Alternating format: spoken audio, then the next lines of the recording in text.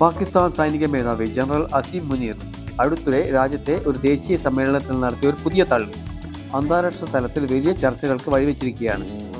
Operation Sindoor എന്ന് വിശേഷിപ്പിക്കപ്പെട്ട India Pak സംഘർഷ സമയത്ത് ദൈവമാണ് പാകിസ്ഥാനെ രക്ഷിച്ചത് എന്നായിരുന്നു അദ്ദേഹത്തിന്റെ പരാമർശം. മതപണ്ഡിതർ ഒത്തുകൂടിയ വേദിയിൽ താനൊരു തികഞ്ഞ ദൈവവിശ്വാസിയാണെന്ന് വരുത്തി തീർക്കാനും അതുവഴി അവരുടെ പിന്തുണ ഉറപ്പാക്കാനുമുള്ള ഒരു ശ്രമമായി ഇതിനെ വിലയിരുത്താവുന്നതാണ്. എന്നിരുന്നാലും ഓപ്പറേഷൻ സിന്ദൂറിൽ അദ്ദേഹത്തിന്റെ പങ്കിനെക്കുറിച്ചുള്ള ഗുരുതരമായ ആരോപണങ്ങൾ ഈ ദൈവിക പ്രസ്താവനയുടെ വിശ്വാസ്യതയെ തന്നെ പൂർണ്ണമായി ചോദ്യം ചെയ്യുന്നു. ഒരു സൈനിക മേധാവിയുടെ യുദ്ധകാലത്തെ പ്രസ്താവനകൾ ആ സമയത്തെ യഥാർത്ഥ സംഭവങ്ങളുമായി താരതമ്യം ചെയ്യുമ്പോൾ പലപ്പോഴും അധികാരത്തിന്റെ പൊള്ളത്തരങ്ങൾ വെളിവാകും. ജനറൽ മുനീറിന്റെ കാര്യത്തിലും ഇത് വ്യത്യസ്തമല്ല. ഓപ്പറേഷൻ സിന്ദൂറിനെ കുറിച്ചുള്ള അദ്ദേഹത്തിന്റെ അവകാശവാദങ്ങളും റിപ്പോർട്ട് ചെയ്യപ്പെട്ട യാഥാർത്ഥ്യങ്ങളും തമ്മിൽ വൈരുദ്ധ്യം വളരെ വലുതാണ്. ഇന്ത്യ സൈനിക നടപടി നടത്തുമ്പോൾ രാജ്യത്തെ പ്രതിരോധമില്ലാതെ ശത്രുവിന്റെ മുന്നിലേക്ക് എറിഞ്ഞുകൊടുത്ത് അദ്ദേഹം ഒരു ബങ്കറിൽ ഒളിഞ്ഞിരിക്കുകയായിരുന്നു എന്നാണ് ആരോപണം. പുറം ലോകവുമായി യാതൊരു ബന്ധവുമില്ലാതെ സ്വന്തം സുരക്ഷ മാത്രം ഉറപ്പാക്കിയ ഒരു സൈനിക മേധാവിയാണ് പിന്നീട് ലഭിച്ച അധികാരത്തിന്റെ തണലിൽ ദൈവിക ഇടപെടലിനെ കുറിച്ച് സംസാരിക്കുന്നത്. ഇത് അദ്ദേഹത്തിന്റെ പ്രസ്താവനയുടെ ധാർമ്മിക അടിത്തറ പൂർണ്ണമായി ഇല്ലാതാക്കുന്നു. ജനറൽ മുനീർ ദൈവത്തെ കൂട്ടുപിടിക്കുമ്പോൾ ഓപ്പറേഷൻ സിന്ദൂറിൽ സംഭവിച്ച യഥാർത്ഥ സൈനിക നീക്കങ്ങളുടെ ഫലം മറ്റൊന്നായിരുന്നു. പാകിസ്ഥാന്റെ പ്രധാനപ്പെട്ട വ്യോമസേന താവളങ്ങൾ മിനിറ്റുകൾക്കകം ഇന്ത്യൻ സൈന്യം ആക്രമിച്ചു തകർത്തു. പാക് സൈനിക ആസ്ഥാനം സ്ഥിതി ചെയ്യുന്ന റാവൽപിണ്ടിക്ക് സമീപമുള്ള തന്ത്രപ്രധാനമായ വ്യോമസേന താവളം പോലും ഇന്ത്യൻ ആക്രമണത്തിൽ തരിപ്പണമായി. ഈ ആക്രമണങ്ങളിൽ സംഭവിച്ച നാശനഷ്ടങ്ങൾ പരിഹരിക്കാൻ സാമ്പത്തിക പ്രതിസന്ധി കാരണം പാകിസ്ഥാന് ഇന്നും കഴിഞ്ഞിട്ടില്ല. ഇന്ത്യയുടെ ആക്രമണം സൈനിക കേന്ദ്രങ്ങളിലും തീവ്രവാദ പരിശീലന കേന്ദ്രങ്ങളിലും മാത്രമായി ഒതുങ്ങി. സാധാരണ പൗരന്മാരെ ലക്ഷ്യം വെക്കാതിരുന്നതുകൊണ്ടാണ് പാകിസ്ഥാൻ എന്ന രാജ്യം ഇന്നും നിലനിൽക്കുന്നത് എന്ന് വിലയിരുത്തപ്പെടുന്നു. യുദ്ധമുഖത്തെ യാഥാർത്ഥ്യവും പൊതുവേദിയിലെ വീരവാദവും തമ്മിലുള്ള ഈ പ്രകടമായ വൈരുദ്ധ്യം കേവലം വ്യക്തിപരമായ ഒരു വീഴ്ചയല്ല, മറിച്ച് അമേരിക്കയിൽ നിന്നടക്കം മുനീർ ഇപ്പോൾ നേരിടുന്ന കടുത്ത അന്താരാഷ്ട്ര സമ്മർദ്ദങ്ങളിൽ നിന്ന് ഉടലെടുത്ത ഒരു രാഷ്ട്രീയ തന്ത്രം കൂടിയാണ്. ഈ ഭരണാധികാരിയുടെ രാജ്യത്തിനകത്തുള്ള വീരവാദങ്ങൾ പലപ്പോഴും അന്താരാഷ്ട്ര തലത്തിൽ അയാൾ നേരിടുന്ന സമ്മർദ്ദങ്ങളുടെ പ്രതിഫലനമാണ്.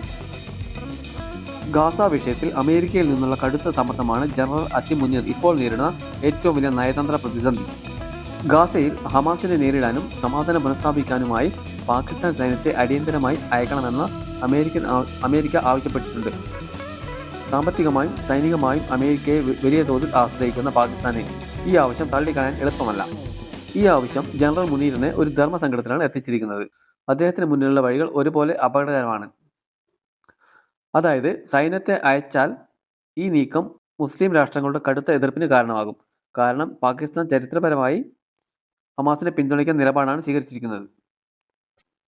ഇനി സൈന്യത്തെ അയച്ചില്ലെങ്കിൽ അമേരിക്കൻ ഭരണകൂടത്തിന്റെ ആവശ്യം നിരസിക്കുന്നത് പാകിസ്ഥാന്റെ പ്രധാന സാമ്പത്തിക സൈനിക ആശ്രയമായ അമേരിക്കയുടെ അപ്രീതിക്ക് കാരണമാകും. അമേരിക്കൻ പ്രസിഡന്റ് മുനീറിനെ ഇടയ്ക്കിടെ വൈറ്റ് ഹൗസിലേക്ക് വിളിപ്പിക്കുകയും ഒരു രാഷ്ട്രത്തലവന് തുല്യമായ സ്വീകരണം നൽകുകയും ചെയ്യാറുണ്ട്. ഈ ബന്ധം വഷളാവുന്നത് രാജ്യത്തിന്റെ കൂടുതൽ പ്രതിസന്ധിയിലാക്കും. അങ്ങനെ വരുമ്പോൾ രാജ്യത്തെ അയക്കാനും അയക്കാതിരിക്കാനും കഴിയാത്ത ഈ സാഹചര്യത്തിൽ നിന്ന് തിരിക്കാനുള്ള ഒരു മാർഗമായിട്ടാവാം മുനീർ രാജ്യത്തിനകത്ത് ഇത്തരം വലിയ പ്രസ്താവനകൾ നടത്തുന്നത്. ഇത് തന്റെ നിയന്ത്രണവും ശക്തിയും പ്രകടിപ്പിക്കാനുള്ള ഒരു രാഷ്ട്രീയ തന്ത്രമായി വിലയിരുത്തപ്പെടുന്നു. ജനറൽ അസീം മുനീറിന്റെ ധീരമായ പ്രഖ്യാപനങ്ങൾക്ക് പിന്നിൽ അദ്ദേഹത്തിന്റെ നേതൃത്വ ശൈലിയും പാകിസ്ഥാനിൽ അദ്ദേഹം നേടിയെടുത്ത അനിയന്ത്രിതമായ അധികാരവുമുണ്ട്. ഈ ഒരു പശ്ചാത്തലം അദ്ദേഹത്തിന്റെ വാക്കുകളെ കൂടുതൽ മനസ്സിലാക്കാൻ സഹായിക്കുന്നു. സർക്കാരിൽ സമ്മർദ്ദം ചെലുത്തി ഫീൽഡ് മാർഷൽ പദവി നേടിയെടുത്ത വ്യക്തിയാണ് അസീം മുനീർ.